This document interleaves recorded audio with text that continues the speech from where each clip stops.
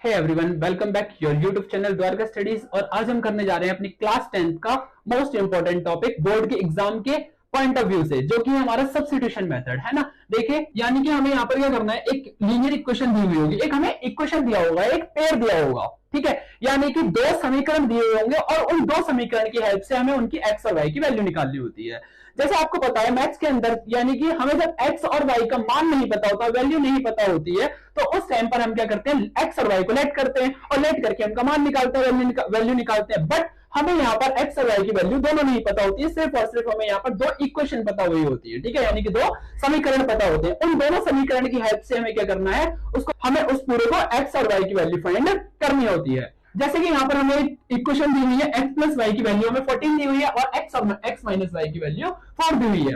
अब हमारी मर्जी, हमें यहाँ पर क्या करना है, आप चाहे तो पहले इक्वेशन यानी कि पहले समीकरण या फिर दूसरे समीकरण, दोनों इक्वेशन से किसी भी इक्वेशन को एक को सॉल्व कर सकते हैं। सब्स्टिट्यूशन मेथड के अंदर क्या करना होता है भाई, देखो हमें क्या करना है, माना ये हमारी एक इक्वेशन और एक इक्वेशन, हमें यहाँ पर किसी भी इक्वेशन में से एक्स या फिर वाई की वैल्यू निकाल लेनी होती है, खुद से एक्स या फिर वाई की वैल्यू खुद से निकालनी है। अब जैसे माना ये इक्वेशन फर्स्ट है और ये इक्वेशन सेकंड है, ये समीकरण पहला, समीकरण दूसरा मान लिया हमने से, क्लियर। अब देखो हमें क्या करना है, मैंने क्या करा है यहाँ पर, सॉल्व इक्वेशन सेकंड। मैं यहाँ पर इक्वेशन सेकंड को सॉल्व कर रहा हूं और यहां से मैं किसकी वैल्यू, वाई की वैल्यू ऐड कर ले रहा हूं। इक्वेशन सेकंड क्या है, एक्स माइनस वाई बराबर 4 है, क्लियर हुआ। अब देखो आप यहां पर अगर ये माइनस वाला वाई माइनस इक्वल के दूसरी तरफ जाके हमेशा क्या हो जाता है, हमारा प्लस हो जाता है। तो सिंपल देखो, हमारा ये माइनस उस साइड जाके क्या हो जाएगा, आपका प्लस हो जाएगा। तो x बराबर में क्या होगा, 4 प्लस वाई हो जाएगा। इसका मतलब मुझे यहाँ पर x की वैल्यू पता चल गई कि क्या होगी भाई, हमारी x की वैल्यू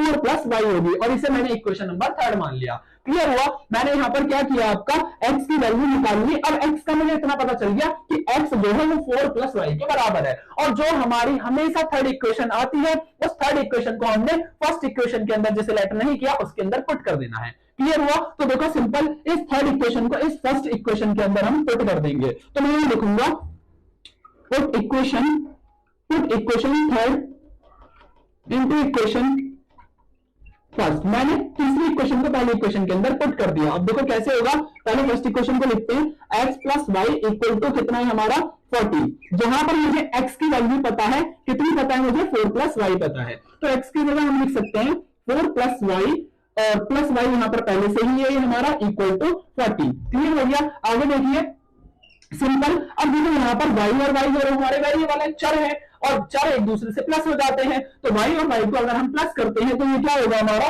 4 एज इट इज आ गया और 2y हो जाएगा, y प्लस 1/1/2y हो गया, इक्वल टू में हमारे यहाँ पर क्या है 14, सिंपल। अब देखो ये जो 4 है और ये 14 जो है, 4 और 14 दोनों के दोनों कांस्टेंट वैल्यू है, यानी कि अचर है। और जो अचर होता है वो अचर से माइनस हो जाएगा, यानी कि कांस्टेंट से माइनस हो जाएगा। तो 2y यानी कि मुझे y को निकालना है, मैं इसे यहीं पर छोड़ूंगा, और ये जो प्लस का 4 है इसे दूसरी तरफ ले जाकर के क्या कर देंगे, माइनस कर देंगे। तो सिंपल ये हमारा क्या होगा, 14 माइनस 4 हो जाएगा।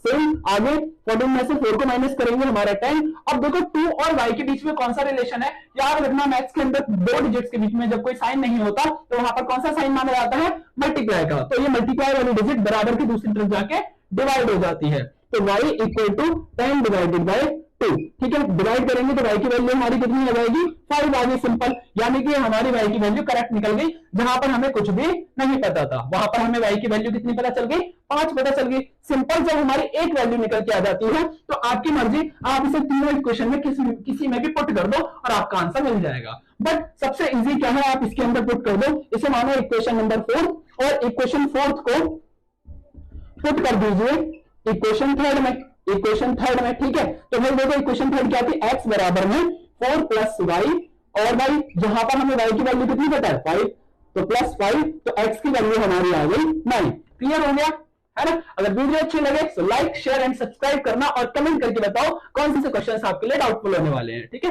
Thank you.